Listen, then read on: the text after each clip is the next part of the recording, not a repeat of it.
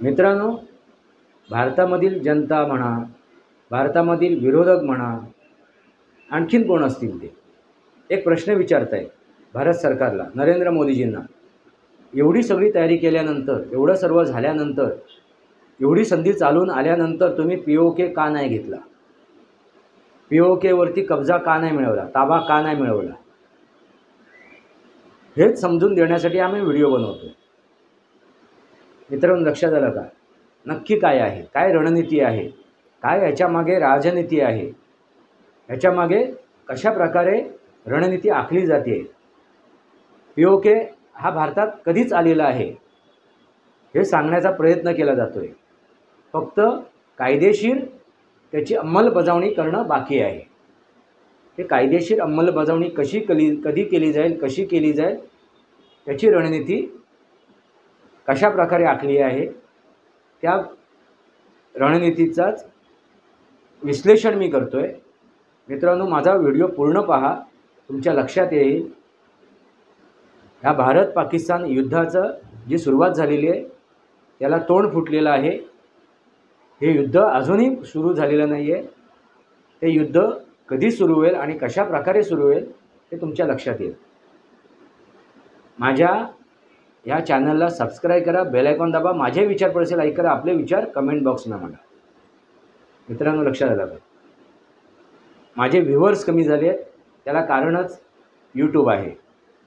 कारण तो काय होत नाही, प्रमोशन होत नाही, त्याचा प्रमोट होत नाही आहे. बघा, विचार करा. तुम्हाला जर माझी लिंक मिळत नसेल, त्याचं नोटिफिकेशन मिळत नसेल, तर तुम्ही #वास्तवावर बोलू काहीतरी असं टाकून माझे ते व्हिडिओ पाहू शकता. बघा, जमलं तर.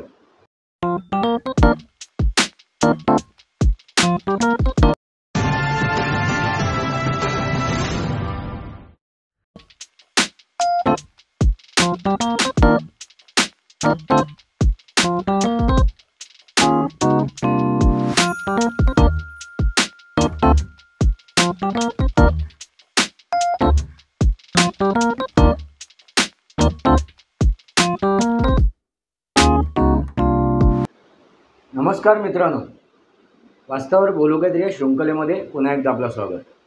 मी आपला मित्र राजेश वासंती सभाजी केळुसकर. मित्रांनो, असे प्रश्न विचारले जातात. आता भारतामध्ये जी चर्चा होती आहे ते म्हणजे POK, पाक व्याप्त काश्मीर, हा भारताने का नाही घेतला?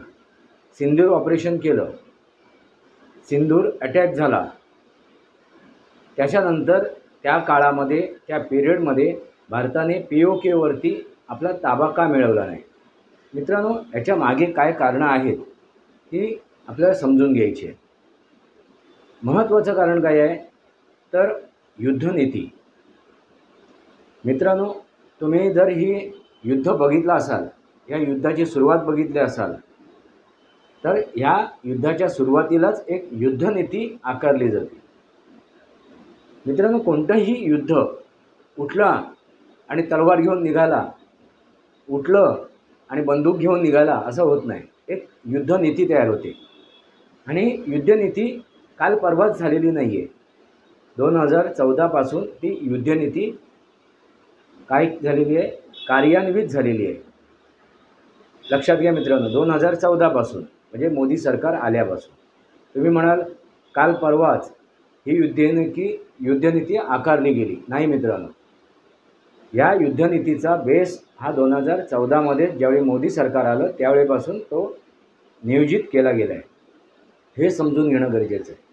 आणि त्यानुसारच सुरुवातीला 370 कलम रद्द करण्यात आलं, 35A कलम रद्द करण्यात आलं,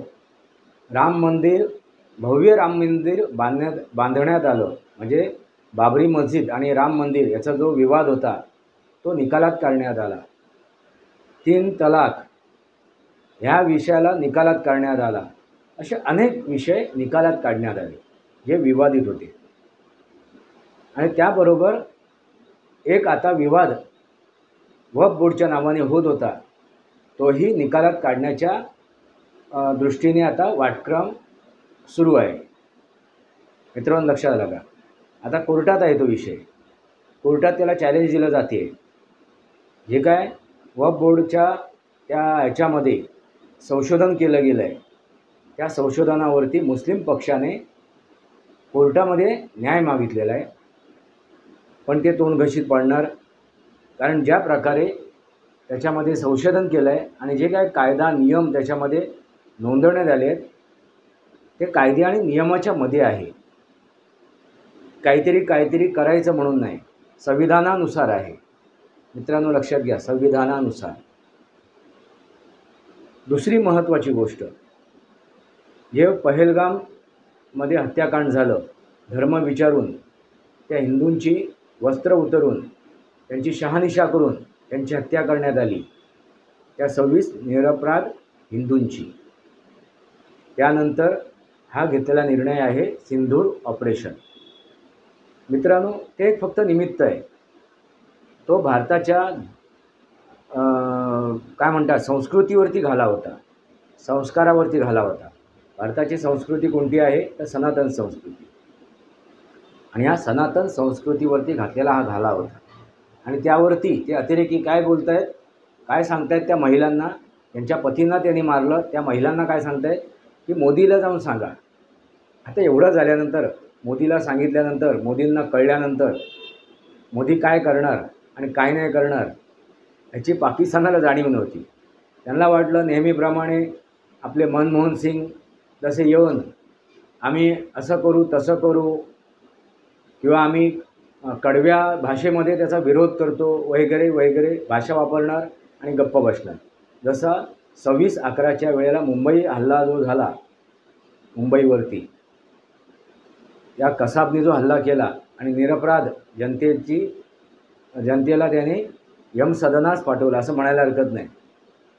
निरपराध जनतेला काही गरज नव्हती, काही आवश्यकता नव्हती, पण शेवटी इस्लामिककरण हा त्यांचा एक उद्योग आहे, हा त्यांचा एक विचार आहे.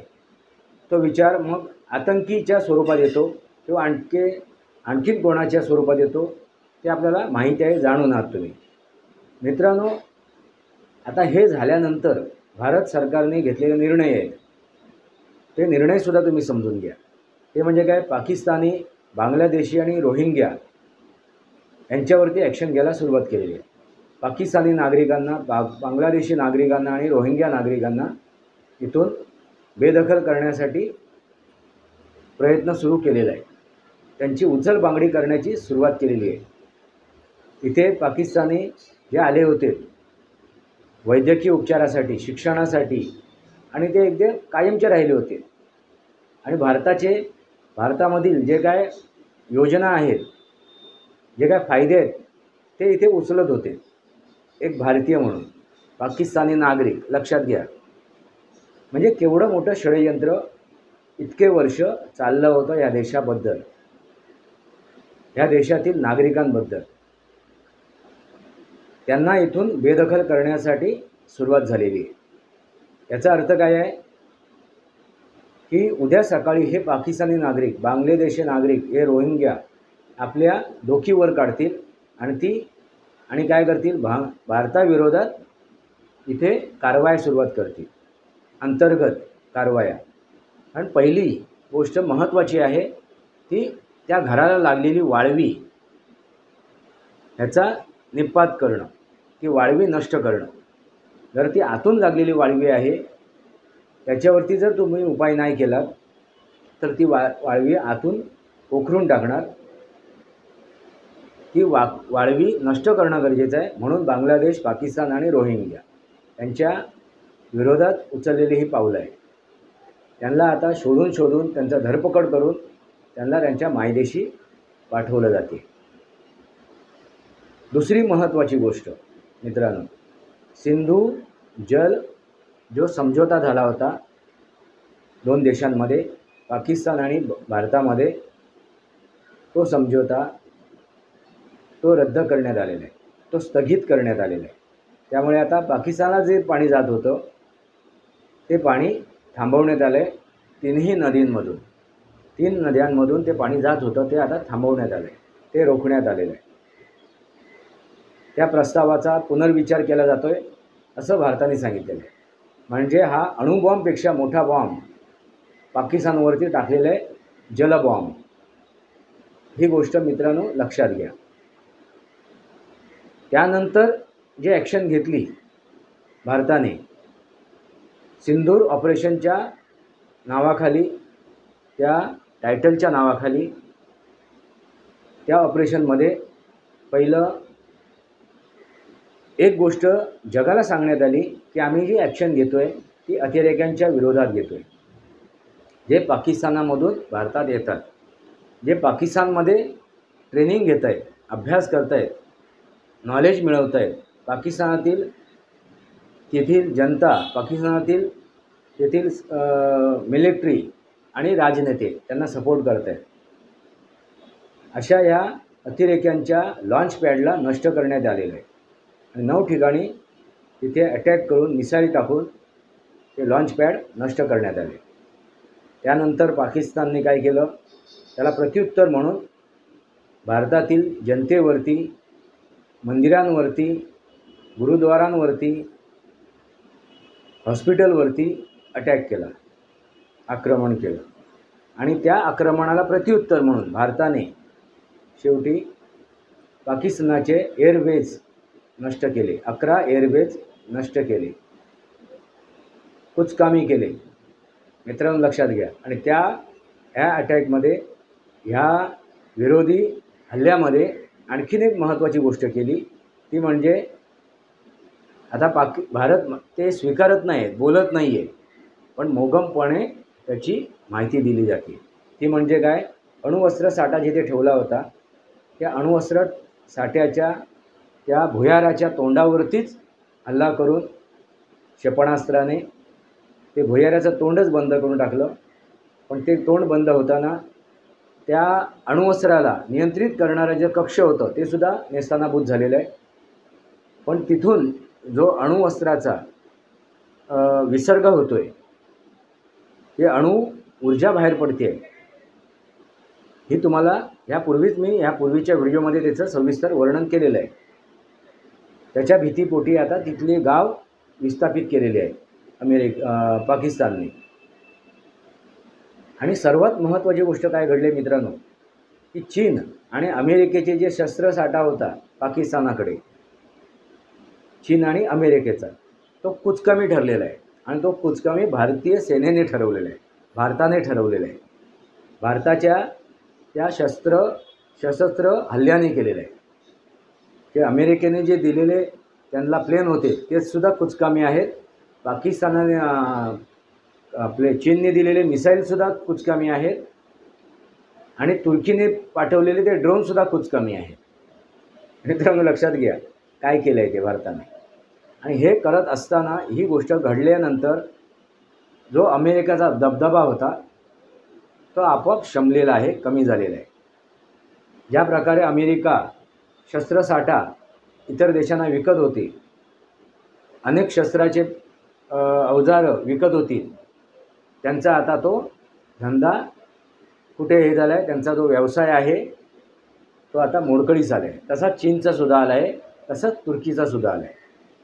तुर्कीचा जे ड्रोन बनवण्याची कंपनी आहे ती आता टाळेबंद होण्याच्या स्थितीला आहे, कारण ते कुचकामी ठरले. भारताने ते दाखवून दिलं, डिफेन्स फोर्सने ते दाखवून दिलं की तुम्ही जे काय हल्ले केले ज्याच्या आयुधाने, ड्रोन असो, मिसाईल असो किंवा हवाई जहाज असो, विमान असो, त्यांना कुचकामी ठरवले आहे भारताच्या डिफेन्स फोर्सने. मित्रांनो तुम्ही म्हणाल की आपण चर्चा करतोय POKवरती आणि तुम्ही ही सर्व गोष्ट रंगवताय. मित्रांनो ही गोष्ट महत्त्वाची आहे, समजून घेणं महत्त्वाचं आहे. आता आपण POKकडे येऊया, पाकव्याप्त काश्मीरकडे. पाकव्याप्त काश्मीरमध्ये आतमध्येच आता भूचाल आलेला आहे. तेथील जनताच भारतासोबत येण्यासाठी उत्सुक आहे. आपल्याला कोणती जीवितहानी न करता कमीत कमी आपली हानी व्हावी याचा विचार करत भारत आता एक एक पाऊल उचलतोय. नरेंद्र मोदीजींनी सुद्धा सांगितलेलं आहे. आणि आपला हवाई दल असो, भूदल असो किंवा जलदल असो, या तिन्ही दलाने त्या तिन्ही दलाच्या प्रमुखांनी सुद्धा सांगितलेलं आहे, रक्षा मंत्रालय म्हणजे रक्षा मंत्रालयाने सुद्धा सांगितलेलं आहे, आणि जे रक्षा मंत्रालयाचे जे मंत्री आहेत त्यांनी सुद्धा सांगितलेलं आहे की आम्ही हे युद्ध थांबवलेलं नाही आहे, फक्त स्थगिती आणलेली, थांबवलं तात्पुरतं. राजनाथ सिंग असो, मोदी असो किंवा तिन्ही दलाचे प्रमुख असो, ह्या सर्वांनी एकच भाषा केलेली आहे, ते म्हणजे आम्ही हे युद्ध थांबवलेलं नाही आहे. हे जे सिंधूर ऑपरेशन आहे हे आम्ही थांबवलेलं नाही आहे, बंद केलेलं नाही आहे, फुल स्टॉप केलेलं नाही आहे, त्याला फक्त कॉमा मारलेला आहे. अजून वाक्य पूर्ण करायचं आहे. ते वाक्य काय असेल तर अतिरेक्यांचा खात्मा आणि POK,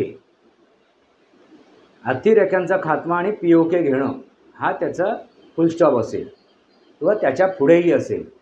फक्त POKच नव्हे तर उद्या सकाळी तीच जर वेळ आणली तर लाहोरपर्यंत आम्ही येऊ आणि उर्वरित जो पाकिस्तान आहे तो आम्ही काबीज करू. बलुचिस्तान वेगळा झाला, सिंध प्रांत वेगळा झाला, आणि काय कोणते प्रांत असतील ते वेगळे होतील, आणि उर्वरित झालेला पाकिस्तान आम्ही आमच्या ताब्यात घेऊ. जर पाकिस्तान शांत बसला नाही, पाकिस्तान नम्र झाला नाही, पाकिस्तानने आपली माफी मागितली नाही, तर नक्की ही गोष्ट घडेल. मित्रांनो, ज्या परिस्थितीमध्ये आज पाकिस्तान आहे त्या परिस्थितीमध्ये, त्या स्थितीमध्ये आपल्याला युद्ध करावं लागणार नाही. आपल्याला युद्ध करावं लागणार नाही. POK घेण्यासाठी, पाक व्याप्त काश्मीर घेण्यासाठी युद्ध करावं लागणार नाही. छोटेसे 2-3 आपले लुटपूट हे होतील, चकमकी होतील, लुटपूट चकमकी. जसे आता ह्या लुटपूट चकमकी झाल्या तशा छोट्या मोठ्या लुटपूट चकमकी होतील, आणि त्या चकमकीतून आपण पाक व्याप्त काश्मीर घेऊ शकतो. भारतातील एकाही सैनिकाचं आहुती न देता, भारताचं नुकसान न होता आपण पाक व्याप्त काश्मीर आपण त्याच्यावरती कब्जा मिळवू शकतो, तो आपल्या देशाला जोडू शकतो. मित्रांनो, लक्षात घ्या. मग त्यासाठी उगाचच युद्धसामुग्री वापरायची आणि आर्थिक नुकसान करून घ्यायचं कोणी सांगितलं आहे? काय गरज आहे? युद्धनीती जी आता वापरली गेली आहे, ज्या युद्धनीतीनुसार भारत सरकार आणि आपलं मिलिटरी ज्या प्रकारे ॲक्शन घेते आहे, त्या प्रकारे ही युद्धनीती कारक आहे, फायदेमंद आहे, भारताचं कमीत कमी नुकसान करणार आहे. जेवढं नुकसान पाकिस्तानचं झालं आहे त्यामध्ये भारताचं 1% सुद्धा नुकसान नाही आहे. कुठेतरी सीमेवरचे नागरिक मारले गेलेत, एकाच दुसरा सैनिक मारला गेला, कुठेतरी घराची पडझड झाली, याच्या पलीकडे भारताचं काही नुकसान झालेलं नाही आहे. आणि महत्त्वाची गोष्ट म्हणजे भारतात जे लपलेले राष्ट्रद्रोही आहेत, देशद्रोही आहेत, त्यांना शोधून काढायचा कार्यक्रम आता सुरुवात केलेला आहे. त्यानुसारच आता एक नेहा शर्मा म्हणून तिची धरपकड झालेली आहे. तिच्यासोबत आता आणखीन काही जणांची धरपकड झालेली आहे जे पाकिस्तानाचे हेर होते, पाकिस्तानाला छुपी माहिती पोचवण्याचं काम करत होते, यूट्यूबर. आता यांचीच फक्त नावं आली आहेत काही जणांची, बऱ्याच जणांची नावं अजून समोर आलेली नाही आहेत, आणली गेलेली नाही आहेत. हे सुद्धा समजून घेणं गरजेचं आहे. मित्रांनो, लक्षात आलं का? सगळ्याच गोष्टी उजेडात आणल्या जात नाही. महत्त्वाची गोष्ट, एक प्रश्न विचारला जातो आहे की ज्या अतिरेकी आलेत, ते 4-5 अतिरेकी आलेत, ते कुठे गेले? ते काय मिळालेत नाहीत? त्यांना का मारलं गेलं नाही? त्यांची हत्या का त्यांना 72 हुरांकडे का पाठवलं नाही? असा एक प्रश्न विचारला जातो आहे. ते कुठे लपले आहेत? मित्रांनो, ते कुठे लपलेले नाही आहेत, ते भारतीय सेनेच्या ताब्यातच आहे. आता त्यांचा खात्मा केला, त्यांचा विनाश केला, त्यांना मारलं वगैरे, ही गोष्ट सध्या उजेडात येणार नाही. कारण का? कारण ते अजूनही मिळालेले नाही आहे. याचा अर्थ ते पाकिस्तानात आहेत आणि पाकिस्तानात आहेत तर ते कारवाया करणार.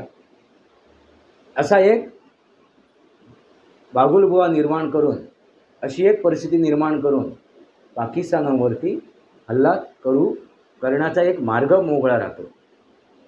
पाकिस्तानावरती हल्ला करण्याचा एक मार्ग मोकळा राहतो. कारण ते अतिरेकी सापडलेले नाही आहेत. त्या अतिरेक्यांना जसं थोडक्यात आता इस्रायलने आपल्या बंधकांना केव्हाच सोडवलेलं आहे. पण ते काय म्हणत आहेत, आमचे जे नागरिक आहेत ज्यांना बंधक केलं आहे या हमासने, त्यांना अजूनही हमासने सोडलेलं नाही आहे. काही बंधक ज्यावेळी सोडले गेले त्यावेळी तुम्हाला ते दिसले असतील. त्यांच्या चेहऱ्यावरचा तेज, त्यांची शरीर यष्टी अगदी खाऊन पिऊन सुळसुळीत होते. जर ते बंधक असते तर त्यांची परिस्थिती अशी असती का? याचा अर्थ समजून घ्या. बंधकांना केव्हाच सोडवलं आहे इस्रायलने. सर्वच बंधकांना सोडवलेलं आहे. फक्त त्यांना पिक्चरमध्ये आणलेलं नाही आहे. लक्षात घ्या. जसं त्या काही बंधकांना पिक्चरमध्ये आणलं, त्यांची त्या हमासकडून सोडवणूक केल्याचा तो एक पिक्चर रंगवलं गेलं, चित्र रंगवलं गेलं. हे सगळं इस्रायलची ती चाल आहे. कारण जोपर्यंत पूर्ण हमासला नेस्तनाबूत केलं जात नाही तोपर्यंत ही रणनीती वापरली जाणार. आणि हीच रणनीती आज भारताने वापरलेली आहे. कोणत्या बाबत? तर जे काही अतिरेकी त्या पहलगाममध्ये येऊन त्यांनी हिंदू धर्माचा उल्लेख करून त्या निरपराध व्यक्तींना मारलं,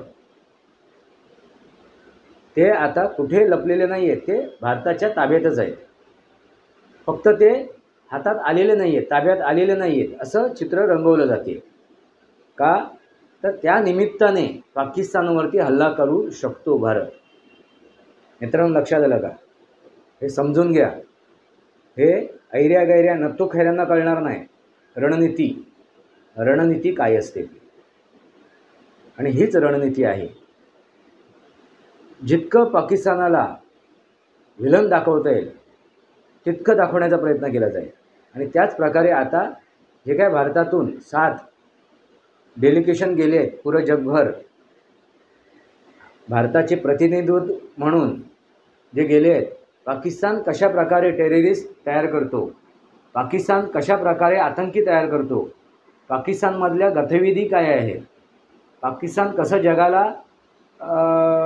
हे हैराण करतो आहे अतिरेक्यांच्या स्वरूपात, हे दाखवण्यासाठी ते डेलिगेशन पाठवलेले आहे, ते प्रतिनिधी पाठवलेले आहेत. आणि त्या प्रतिनिधीमध्ये असदुद्दीन ओवैसीसुद्धा, जो कट्टर मुसलमान आहे, त्याचासुद्धा त्या डेलिगेशनमधून त्याला पाठवलेला आहे. तो का तयार झाला, ती व्यक्ती त्याच्यामध्ये का सामील झाली, हे येणाऱ्या काळात तुम्हाला समजेलच. त्याच्यावरती एक मी व्हिडिओ बनवीनच. पण महत्त्वाची विषय काय आहे, तर आता भारत जगभराला दाखवते आहे पाकिस्तान हे टेररिझम आहे. पाकिस्तानी हे टेररिझमचं एक काय आहे, जिवंत एक तिथे फॅक्टरी आहे. ह्या फॅक्टरीला जोपर्यंत नेस्तनाबूत केलं जात नाही तोपर्यंत जगभरामध्ये जे काही टेररिझम होते, आतंकी होते, ते शमलं जाणार आहे, ते नष्ट होणार नाही. हे दाखवण्याचा प्रयत्न केला जातो. ही सुद्धा एक रणनीती आहे. मित्रांनो, लक्षात घ्या. रणनीतीचे प्रकार, रणनीतीचे एक एक पाऊल, ही जी पावलं उचलली जात आहेत, हा रणनीतीचा प्रकार आहे. शत्रूवरती हल्ला न करता, शस्त्राचा वापर न करता, शत्रूला कसं नमवायचं, कसं नेस्तनाबूत करायचं, त्यासाठी केलेल्या ह्या उपाययोजना आहेत. ह्या समजून घेणं गरजेचं आहे. उचलली जीभ लावली टाळ्याला नव्हे. राहुल गांधी म्हणत आहेत की भारताचे एवढे हवाई जहाज पाकिस्तानाने पाडलेत. अरे उदाहरण सांगतोस तर त्याचे हे दे, पुरावे दे. तुझ्या पाकिस्तानाला विचार, जरा त्याचे फोटोग्राफ पाठवा.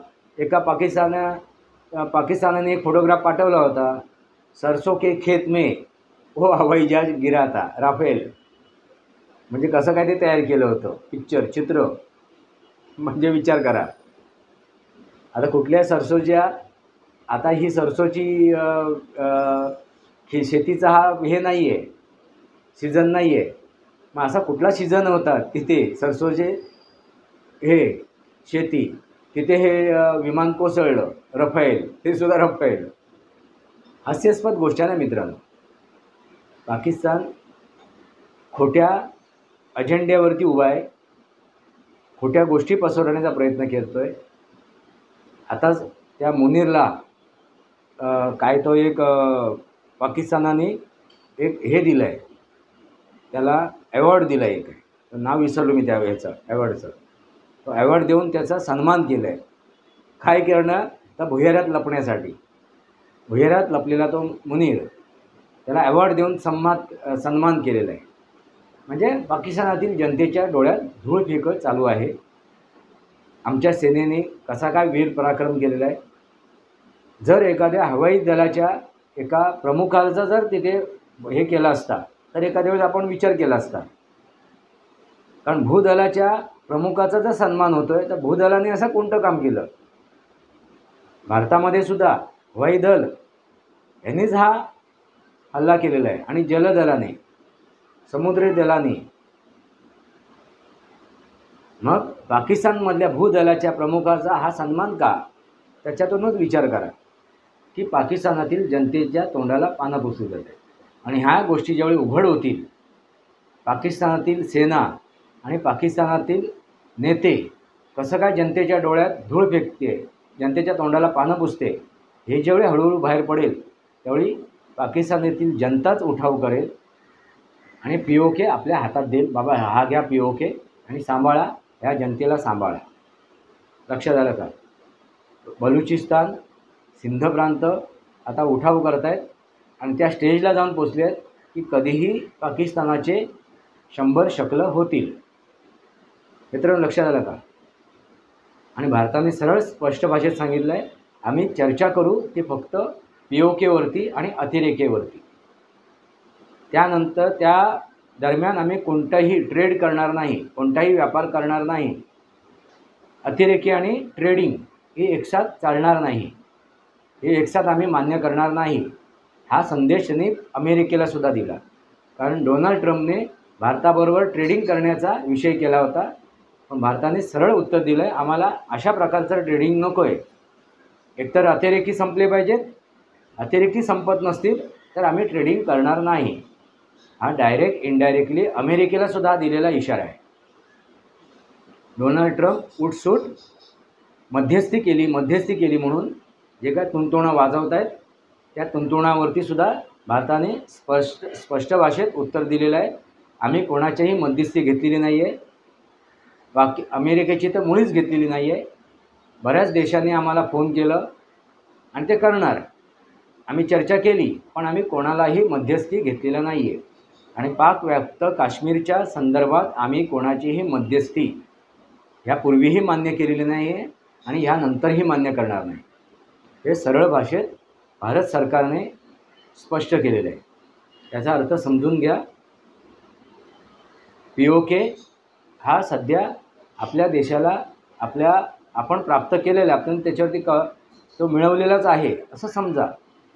फक्त कायद्याने तो जगासमोर ठेवायचा आहे की हा POK पाक व्याप्त काश्मीर हा भारतामध्ये आलेला आहे. हे फक्त कायद्याने जाहीर करायचं बाकी राहिलेलं आहे. मित्रांनो लक्षात घ्या, POK हा भारताला कधीच जोडला गेलेला आहे. काही दिवसात तुमच्या लक्षात येईल नक्की काय घडते ते. रणनीती समजून घ्या, राजनीती समजून घ्या. पहिलं भारतातील आतली जी हे आहे वाळवी लागलेली आहे ती नष्ट करण्याचा प्रयत्न केला जातो आहे. कारण उठून उद्या सकाळी युद्धाच्या वेळेला जर आतून काय उठाव झाला, आतून काय गतिविधी झाल्या भारताविरोधात, तर ते घातक असणार आहे. म्हणून आधी ते घर साफ केलं जाते. बाहेरचा शत्रू आपल्याला माहिती आहे, त्याची कुवत क्षमता आपल्याला कळलेली आहे, पण अंतर्गत जो शत्रू आहे, अंतर्गत जे देशद्रोही आहेत त्यांना संपवणं गरजेचं आहे. आणि त्या संपवण्यासाठी हा घेतलेला एक पॉज आहे. तो संपवण्यासाठी घेतलेला हा पॉज आहे. सिंदूर ऑपरेशनचा पॉज आहे हा. लक्षात आलं का?